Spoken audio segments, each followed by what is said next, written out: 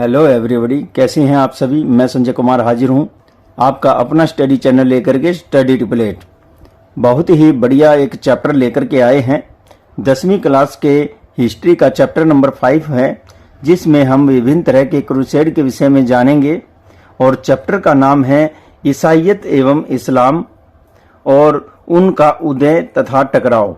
तो ये सब हम जानेंगे इस चैप्टर में। तो आइए हम ज्यादा देर न करते हुए अपने चैप्टर को शुरू करते हैं। चैप्टर की शुरुआत हम करते हैं ईसाईयत से। ईसाईयत मत की स्थापना किस प्रकार से होती है, आइए ये जानते हैं। क्या था ये ईसाई? ईसाईयत आज के विश्व का सबसे बड़ा मत है। इसकी स्थापना ईसा की प्रथम शताब्दी में जीसस ने की थी। जीसस जो ईसा मसीह हुए हैं उनको कहते हैं। ईसा मसीह इस मत का उदय एशिया माइनर के फिलिस्तीन प्रदेश में हुआ। इस प्रदेश में यहूदी लोग रहते थे। इसी क्षेत्र में नजारेथ नामक एक स्थान था, जहां पर 6 ईस्वी पूर्व में यहूदी परिवार में ईसा मसीह का जन्म होता है। उनकी माता का नाम मरियम था और पिता का नाम जोसेफ था।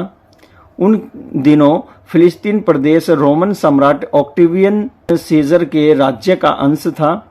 ईसा मसीह ने यहूदियों में नए संप्रदाय का प्रचार आरंभ कर दिया।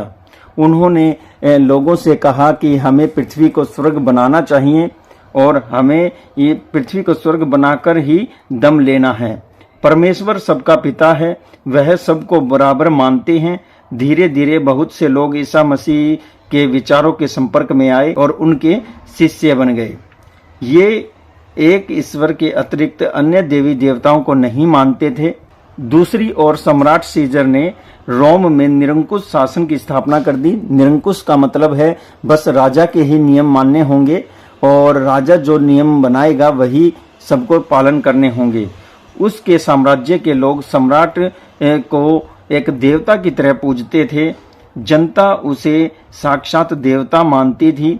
लेकिन ईसा मसीह अनुयायियों में प्रचार करते थे कि हमें एक ही ईश्वर को पूजना चाहिए, उसके अलावा हमें और किसी को नहीं पूजना चाहिए। ईसा मसीह सम्राट की पूजा का विरोध करते थे और साम्राज्य के अधिकारियों ने इसे देशद्रोह मानते हुए ईसा मसीह को कैद कर लिया। उन पर ईश्वर का बेटा कहलाने का आरोप लगाकर उन्हें मृत्यु दंड दे दिया। अब हम देखते हैं यहाँ पर ईसा मसीह के विषय में हमने देखा है कि किस तरह से एक नए मत की शुरुआत होती है ईसा मसीह के द्वारा और किस प्रकार उनको दबाने का प्रयास किया जाता है। अब हम देखते हैं ईसाईयत का प्रचार। ईसाईयत का प्रचार कैसे होता है? ईसाईयत का प्रचार जीसस के अनुयायियों के द्वारा बहुत बड़े क्षेत्र में किया गया। ईसा मसीह के जीवन के दौरान ईसाई मत केवल फिलिस्तीन प्रदेश तक ही सीमित रहा। उनके उपदेश आज भी हम बाइबल में देख सकते हैं। बाइबल एक ईसाई मत का एक बहुत बड़ा ग्रंथ है। बड़ी संख्या में लोग ईसाई भिक्षु बन गए और ईसाईयत का प्रचार करने लगे। जीसस का सादगीपूर्ण जीवन ही उन्हें प्रेरणा का स्रोत लगता था। धीरे धीरे ईसाईयत का प्रसार फिलिस्तीन प्रदेश के बाहर भी होने लगा। ईसा मसीह के 2 प्रमुख शिष्य थे, संत पौल और संत पीटर। इन्होंने जीसस के मत का सबसे ज्यादा प्रचार किया और फिलिस्तीन प्रदेश से भी बाहर तक उन्होंने इस मत का प्रचार किया था। अब हम देखते हैं सम्राट कंस्टेंटाइन तथा ईसाईयत। सम्राट कंस्टेंटाइन और ईसाईयत के विषय में हम जानते हैं। 306 ईस्वी में सम्राट कंस्टेंटाइन रोम का सम्राट बनता है। इस समय रोमन साम्राज्य पर जर्मन जातियां आक्रमण कर रही थी, जिनके आक्रमणों के कारण रोम साम्राज्य की दशा बहुत ही ज्यादा खराब हो जाती है। और सम्राट ने अनुभव किया कि साम्राज्य की रक्षा के लिए जनता की सहानुभूति प्राप्त करना बहुत जरूरी है। इसलिए उन्होंने लोगों में जो धर्म जो लोकप्रिय था उसे स्वीकार कर लिया और साम्राज्य की ईसाई जनता का समर्थन उनको मिल गया। अब ईसाई मत रोमन साम्राज्य का एक संप्रदाय बन चुका था और सामाजिक ढांचा मजबूत हो चुका था। राजकीय आश्रय पाकर ईसाइयत ने अपूर्व उन्नति की, बहुत ज़्यादा प्रोग्रेस की। यहाँ पर हमारा चौथा पॉइंट है ईसाई मत की संस्थाएं। ईसाइयत में अनुयायियों का उपासना घर गिरजाघर यानी कि चर्च कहलाता था, और चर्च में प्रार्थना के लिए एक पादरी की नियुक्ति की जाती थी। ईसाई मत का प्रमुख पोप कहलाता था, जो ईसाइयों का सर्वोच्च गुरु एवं पथ प्रदर्शक होता था।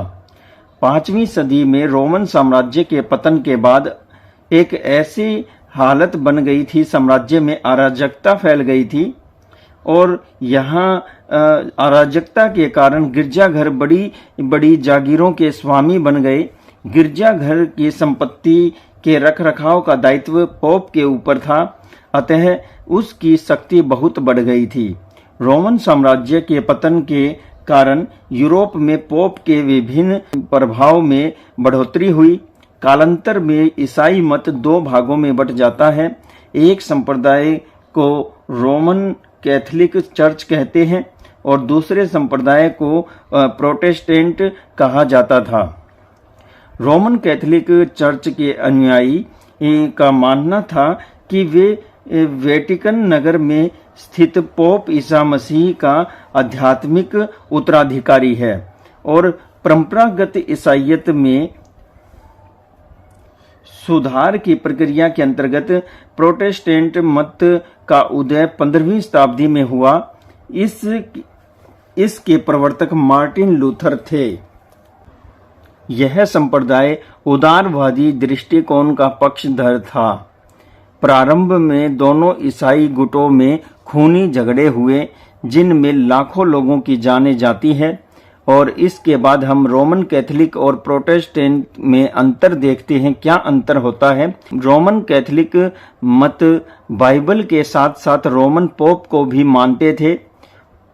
नंबर 2, ये पोप को सर्वोच्च मानते थे। नंबर 3 है ईश्वर तक केवल पोप के माध्यम से ही पहुंचा जा सकता है, वो ऐसा मानते थे। दूसरी तरफ प्रोटेस्टेंट मत के लोग केवल बाइबल को ही मानते थे और पोप को वो नहीं मानते थे। ईश्वर तक पहुंचने के लिए किसी माध्यम की आवश्यकता नहीं है, उनका ये मानना था। ये थी हमारी 2 शाखाएं ईसाइयत की, और यहाँ पर रोमन पोप को सर्वोच्च मानते हैं और दूसरी तरफ प्रोटेस्टेंट पोप को प्राथमिकता नहीं देते। ईसाइयत के बाद अब हम देखते हैं इस्लाम के विषय में। इस्लाम का जन्म कैसे होता है? इस्लाम विश्व का एक महान मत है। इसका उदय 7वीं शताब्दी में अरब क्षेत्र में होता है। इसके संस्थापक हजरत मोहम्मद हुए हैं। उनका जन्म 570 ईस्वी में अरब प्रायद्वीप के मक्का नामक स्थान पर हुआ। उनके पिता का नाम अब्दुल्ला और माता का नाम अमीना था। बचपन में ही हजरत मोहम्मद के माता पिता का देहांत हो जाता है। उनका लालन पालन उनके चाचा अबू तालिब ने किया।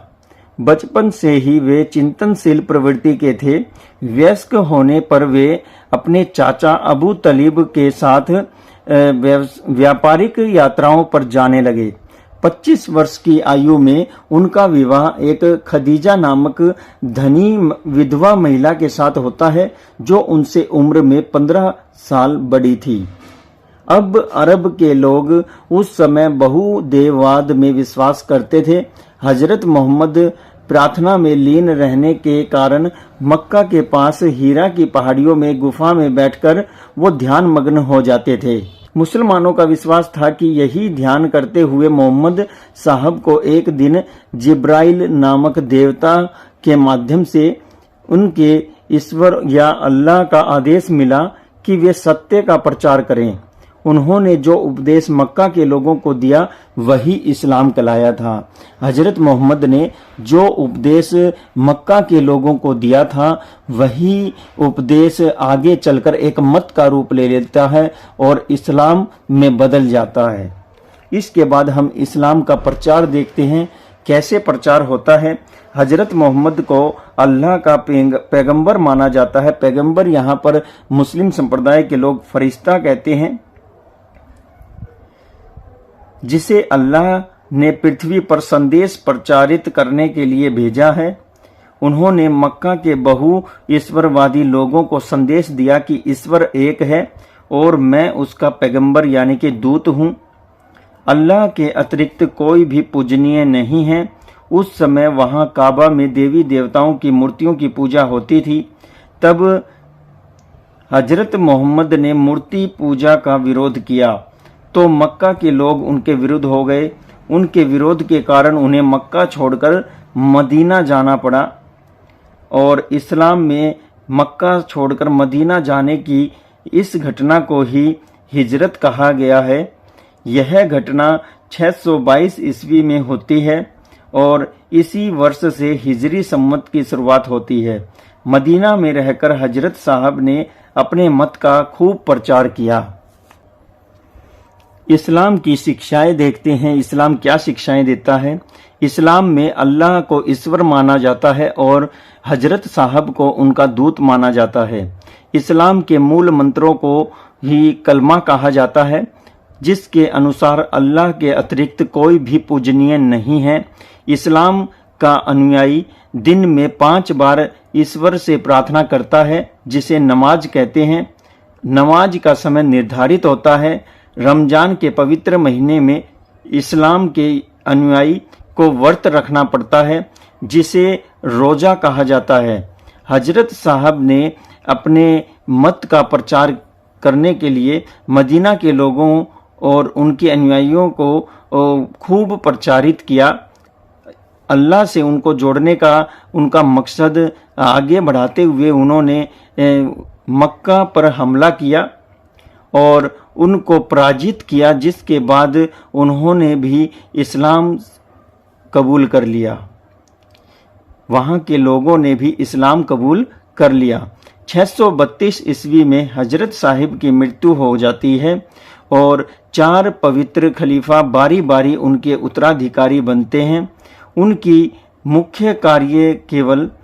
मुख्य कार्य केवल इस्लाम का प्रचार करना था। धीरे धीरे जहां खलीफाओं की राजनीतिक सत्ता स्थापित होती गई, वहां इस्लाम का प्रचार होता गया और आगे चलकर 11वीं शताब्दी में इस्लाम यूरोप से लेकर के एशिया के बड़े क्षेत्र में फैल गया। इनका कुल कार्यकाल 29 वर्ष यानी कि 632 ईस्वी से 661 ईस्वी रहा। प्रथम खलीफा अबू बकर को छोड़कर शेष तीनों खलीफाओं को उनके विरोधियों ने मौत के घाट उतार दिया था। तो ये थी इस्लाम की शिक्षाएं। 4 खलीफाओं ने अपने प्रचार कार्य को आगे बढ़ाते हुए उन्होंने यूरोप और एशिया के बहुत बड़े बड़े क्षेत्रों तक इस्लाम को पहुंचा दिया था। फिर आगे देखते हैं ईसाईयत एवं इस्लाम का टकराव। ये अभी तक हमने इस्लाम और ईसाईयत दोनों मतों के उदय के विषय में जाना। अब हम जानेंगे इनके बीच में टकराव कैसे होता है। ईसाईयत और इस्लाम के बीच के टकराव को इतिहास में क्रूसेड का नाम दिया गया है। 8 क्रूसेड होते हैं, जिनमें से 4 बड़े क्रूसेड होते हैं और फिर 4 छोटे क्रूसेड होते हैं। उसके बाद हम देखेंगे ईसाईयत और इस्लाम में समानताएं और संघर्ष के प्रभाव। चलिए हम देखते हैं ईसाईयत एवं इस्लाम का टकराव।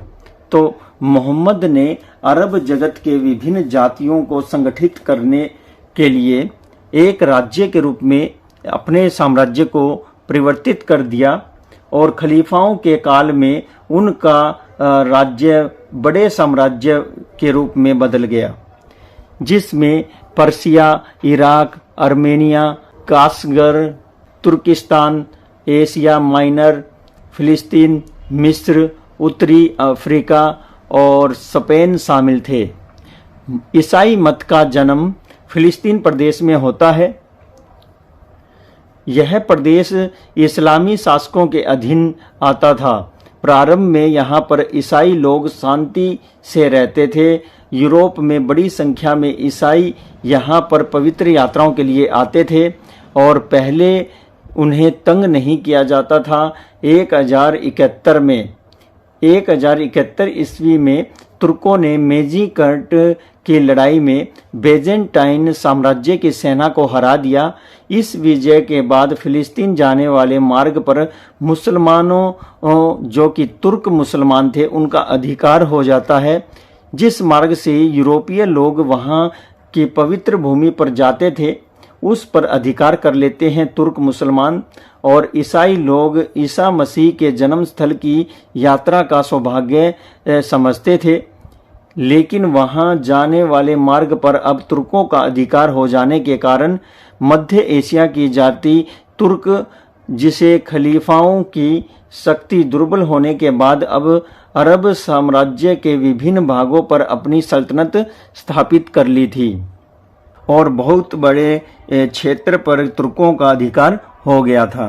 अब देखते हैं हम क्रूसेड। ये क्रूसेड क्या था? तो देखिए, क्रूसेड में क्या है। यरूशलेम में रहने वाले ईसाइयों की स्थिति 11वीं शताब्दी में बहुत ज़्यादा खराब हो गई थी। मुसलमानों ने ईसा मसीह की पवित्र समाधि नष्ट कर दी और वहां रहने वाले ईसाइयों को बुरी तरह से मार डाला।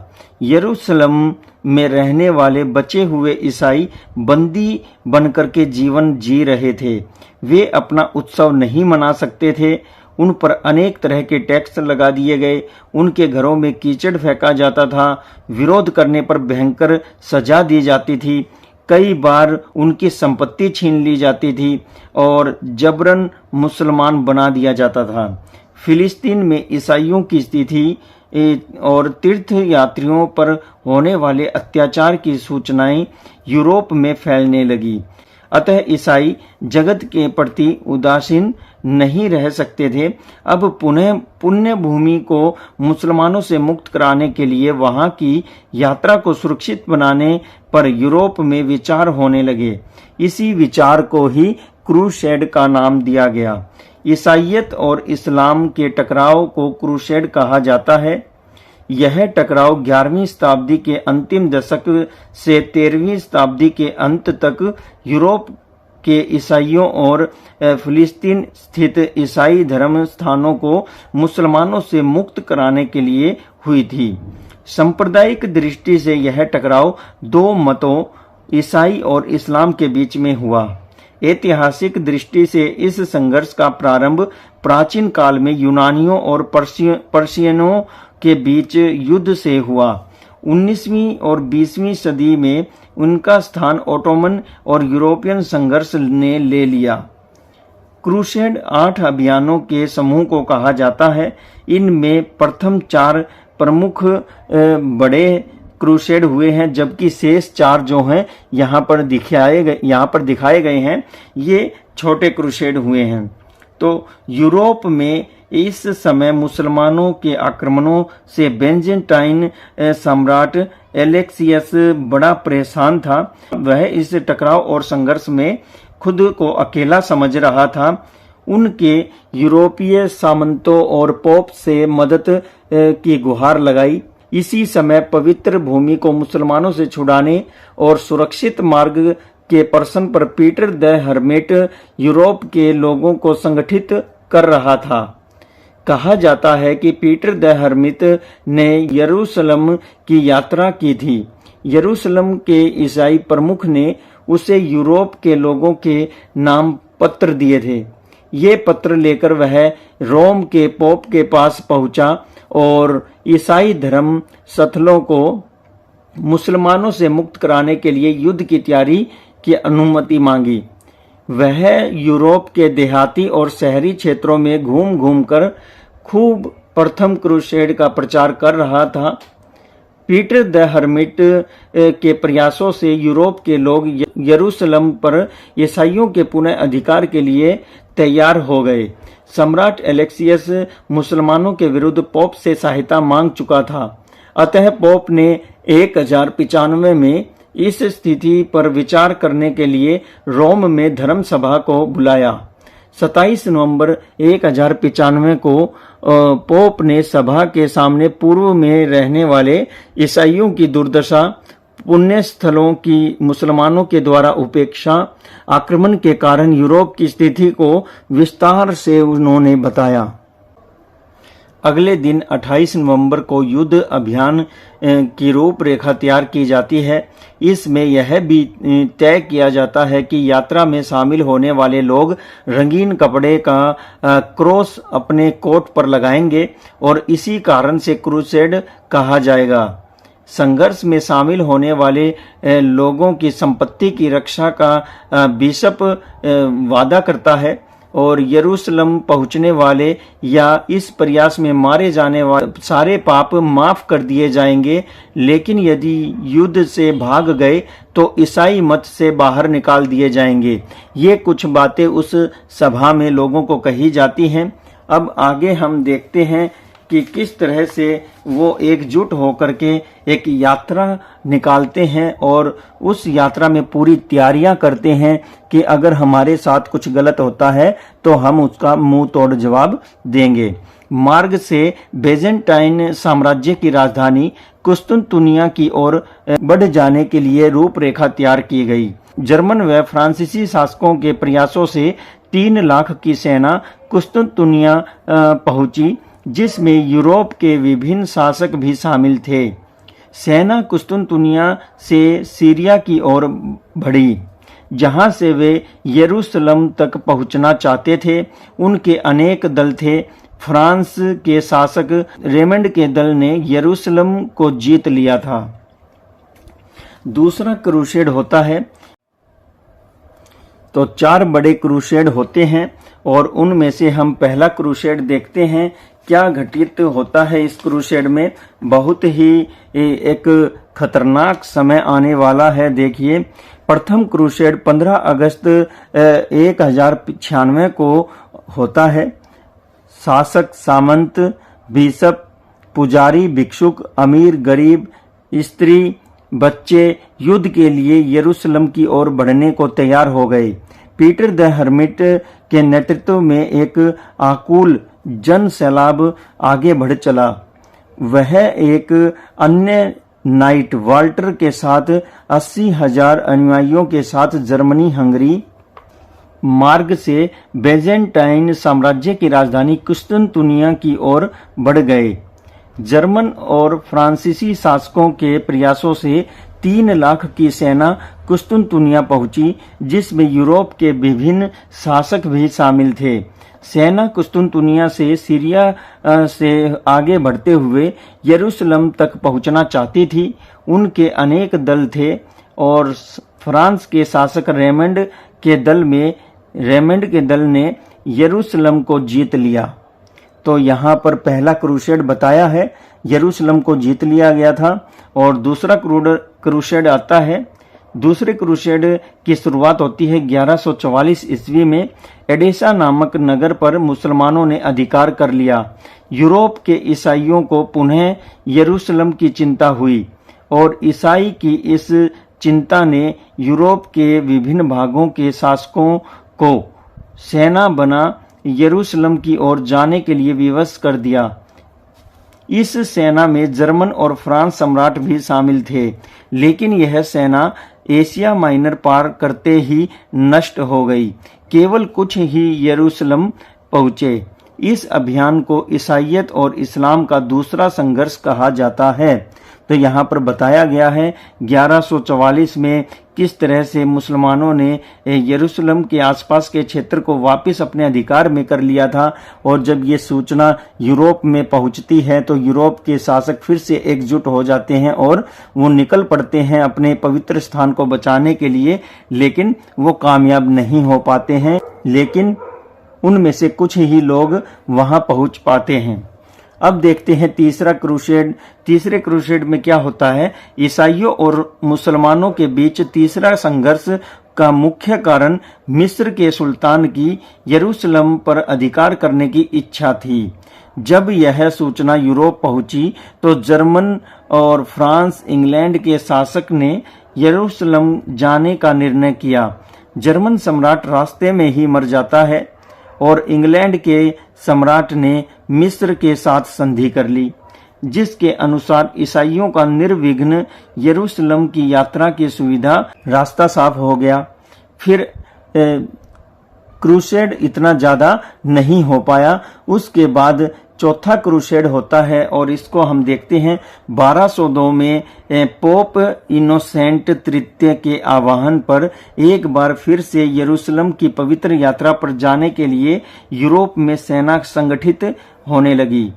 पोप का लक्ष्य था कि इस बार भूमध्य सागर को पार करके समुद्री मार्ग के रास्ते यरूशलेम जाया जाए, लेकिन दल में न तो अधिक लोग इकट्ठे हुए न ही आवश्यक धन इकट्ठा हुआ, इसलिए यह अभियान असफल हो गया। इन उपरोक्त 4 अभियानों को ईसाइयत और इस्लाम के बीच में पवित्र भूमि के लिए संघर्ष या क्रूसेड कहा जाता है। हालांकि इसके बाद भी 4 बार यूरोप के ईसाइयों ने यरूशलेम की पवित्र भूमि को मुसलमानों से छुड़ाने के प्रयास किए, लेकिन सभी असफल रहे। अब इसके बाद 4 छोटे क्रूसेड देखते हैं। तो यहाँ 5वां क्रूसेड है, 1217 से लेकर के 1221 तक होता है। पश्चिमी यूरोप के द्वारा यरूशलेम को आजाद करवाने के लिए 5वां क्रूसेड छेड़ा गया। फिर इसके बाद होता है छठा क्रूसेड। छठा क्रूसेड 1228 से 1229 तक होता है। 5वें क्रूसेड की असफलता के बाद यह अभियान शुरू होता है, लेकिन इसमें बहुत कम ही लड़ाई हुई। इसमें ना के बराबर लड़ाई होती है। और फिर आता है 7वां क्रूसेड। यह है 1248 से 54 तक होता है। इस क्रूसेड में फ्रांस के राजा लुई नौवें को मुस्लिम सेना ने बुरी तरह से परास्त कर दिया। और फिर होता है 8वां क्रूसेड 1270 में। फ्रांस के राजा लुई नौवें ने इस्लाम के खिलाफ क्रूसेड का ऐलान किया। यह क्रूसेड विफल रहा क्योंकि लुई नौवें की मृत्यु हो जाती है और अभियान रुक जाता है। तो इस तरह से हमारे यूरोप और एशिया क्षेत्र में ये इस्लाम और ईसाइयत के बीच में 8 क्रूसेड होते हैं। तो आगे देखते हैं हम यहाँ पर ईसाइयत एवं इस्लाम के बीच समानताएं क्या रही। यहूदी, ईसाई और इस्लाम तीनों संप्रदाय एक ही स्रोत से निकले हैं। इन्हें इब्राहिमी संप्रदाय भी कहा जाता है। इनमें कुछ मूलभूत समानताएं हैं, जैसे नंबर 1, तीनों का विश्वास है कि आत्मा का केवल एक ही जन्म होता है और मृत्यु के बाद उसे या तो हमेशा के लिए स्वर्ग मिलता है या नरक मिलता है। नंबर 2, तीनों का विश्वास है एक दिन यह दुनिया खत्म हो जाएगी, उस दिन उनको नरक या स्वर्ग बांटे जाएंगे। नंबर 3, ये तीनों ही संप्रदाय केवल अपने अपने दृष्टिकोण को ही परम सत्य मानते हैं। केवल उनके ही मार्ग से ईश्वर तक पहुंचा जा सकता है, क्योंकि ये मानते हैं कि केवल उनका ही मत सर्वोत्तम है। यह उनका मत था कि उन्हीं के मार्ग से भगवान को हम पा सकते हैं। अतः ये दूसरों को भी अपने मत में लाने के लिए संघर्ष करते रहते थे। तो ये थे इनके बीच में समानताएं। और चौथा जो इसमें समानता है वो है ईश्वर स्वर्ग में रहता है। ये तीनों ही ये बात मानते हैं। अब इसके बाद है संघर्ष के प्रभाव। संघर्ष कोई भी हो डियर स्टूडेंट, उसका प्रभाव जरूर पड़ता है। तो हम देखेंगे यहाँ पर संघर्ष के क्या प्रभाव रहते हैं। अपने पवित्र स्थानों की रक्षा के लिए चले ईसाइयत और इस्लाम के इस संघर्ष में आरंभ में बड़ा उत्साह था। आम लोग भी इसमें शामिल थे। पोप के कहने पर यूरोप के सभी वर्गों के लोग इसमें अपना योगदान देना चाहते थे, लेकिन समय के साथ यहाँ सांप्रदायिक उत्साह कम हो गया। इन अभियानों ने ईसाइयों को मुसलमानों के विरुद्ध यूरोप में संगठित कर दिया था। यह अपने पवित्र स्थानों पर अधिक दिनों तक कब्जा तो नहीं बना पाए, लेकिन यूरोप से वह मुसलमान शासकों की सत्ता का अंत करने में सफल रहे। तो यहाँ पर एक सफलता तो उन्होंने प्राप्त की थी कि यूरोप से उनको अलग कर दिया था मुसलमानों को। फिर आगे बताया गया है, ईसाइयों ने पुर्तगाल, स्पेन आदि क्षेत्रों में मुसलमानों की सत्ता को उखाड़ फेंका था। फिर लगभग 2 शताब्दियों तक चले ईसाइयत इस्लाम के टकराव ने ईसाइयों को रणनीति बदलने पर विवश कर दिया। यूरोप के ईसाई अब मुसलमानों को आर्थिक हानि पहुंचाने के तरीके खोजने लगे। भारत और एशिया की वस्तुएं प्राप्त करने के लिए नए रास्तों की खोज की प्रयास इसी दिशा में उठाए गए कदम थे। मध्य काल में इन दोनों के बीच टकराव के अनेक विश्वव्यापी प्रभाव पड़ते हैं। यूरोप के ईसाइयों का संपर्क अब बाहरी दुनिया के साथ हो चुका था। अनेक राजनीतिक, सामाजिक, आर्थिक परिवर्तन होने लगे। मुसलमानों के साथ चले लंबे संघर्ष के बाद यूरोप के अनेक सामंतों की मौत हो चुकी थी, जिससे वहां सामंतवाद का अंत हो चुका था। राष्ट्रीय राज्यों की स्थापना का मार्ग खुल चुका था। इस टकराव के कारण पोप की शक्ति में वृद्धि हुई, जिससे वह निरंकुश बन बैठा और बाद में पोप की शक्ति और निरंकुशता के विरुद्ध चर्च सुधार आंदोलन चले। ईसाइयत इस्लाम के अतिरिक्त रक्त रंजित टकराव के बाद यूरोप में ईसाइयत के प्रचार के लिए शांतिपूर्ण तरीके खोजे गए। इस टकराव के कारण ही यूरोप में कई सामाजिक बदलाव आए। दासों को मुक्त कर दिया गया। 2 शताब्दियों के लिए चले संघर्ष में सामंतों के भाग लेने से उनकी जागीरों की देखभाल उनकी महिलाओं ने की, जिससे यूरोप में स्त्रियों की स्थिति में सुधार हुआ और एशिया तथा अरब से संपर्क होने से यूरोप के लोगों के खान पान, रहन सहन, आभूषण, साज सज्जा और आदि में परिवर्तन आने लगे। यूरोप के लोग अपने भोजन में एशियाई मसालों का प्रयोग करने लगे। यूरोप में नगरीकरण की प्रक्रिया भी तेज हो गई और यूरोप के देश भूमध्य सागर से मध्य होने वाले व्यापार से एशियाई वस्तुएं प्राप्त करने लगे। अब यूरोप में डोरी वाली धनुष और संदेश भेजने के लिए कबूतर का प्रयोग होने लगा। अब वहां बड़े बड़े गोलाकार गिरजाघर बनाए जाने लगे। दिशा सूचक यंत्र का आविष्कार हुआ।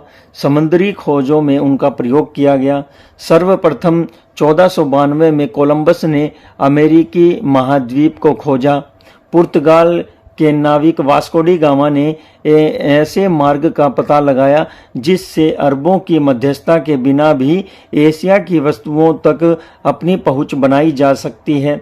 भौगोलिक खोजों से ईसाइयों को उन क्षेत्रों की जानकारी मिली जहां बाद में उन्हें ईसाइयत का प्रचार करने के लिए बहुत विशाल क्षेत्र प्राप्त हुआ।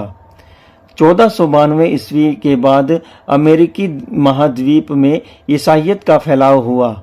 ईसाइयत व इस्लाम के टकराव का तत्कालीन प्रभाव तो यह हुआ कि यूरोप में इस्लाम का प्रसार रुक गया।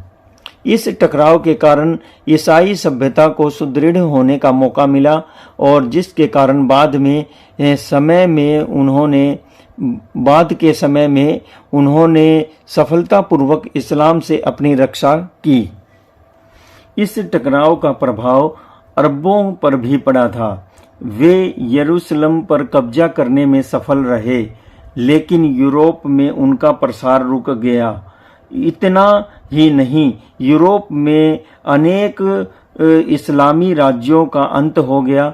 इस संघर्ष का परिणाम यह रहा कि एशिया और यूरोप के बीच होने वाले व्यापार में अरबों की मध्यस्थता का अंत हो गया, जिससे मध्य एशिया को आर्थिक नुकसान उठाना पड़ा।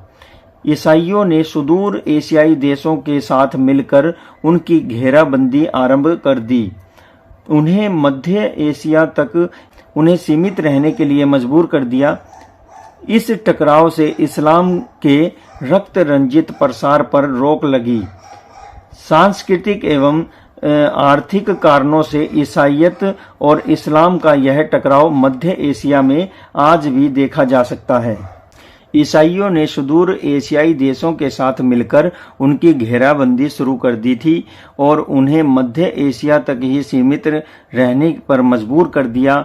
इस टकराव से इस्लाम के रक्त रंजित प्रयास पर रोक लग गई और सांस्कृतिक आर्थिक कारणों से ईसाईयत और इस्लाम का यह टकराव मध्य एशिया में आज भी देखा जा सकता है। तो डियर स्टूडेंट, ये था हमारा चैप्टर नंबर 5 10th क्लास की हिस्ट्री का, और बहुत ही अच्छे से प्रयास किया गया है इसको समझाने का। फिर भी कहीं आपको कोई पॉइंट समझ में नहीं आया हो, आप कमेंट बॉक्स में शेयर करके मुझसे पूछ सकते हैं। और वीडियो अगर आपको अच्छी लगी है तो लाइक कमेंट शेयर जरूर करें। और जितने भी न्यू स्टूडेंट इस वीडियो को देख रहे हैं, भविष्य में इसी तरह से यूजफुल वीडियोस के नोटिफिकेशन प्राप्त करने के लिए चैनल को जल्द से जल्द सब्सक्राइब करें। नमस्कार, जय हिंद।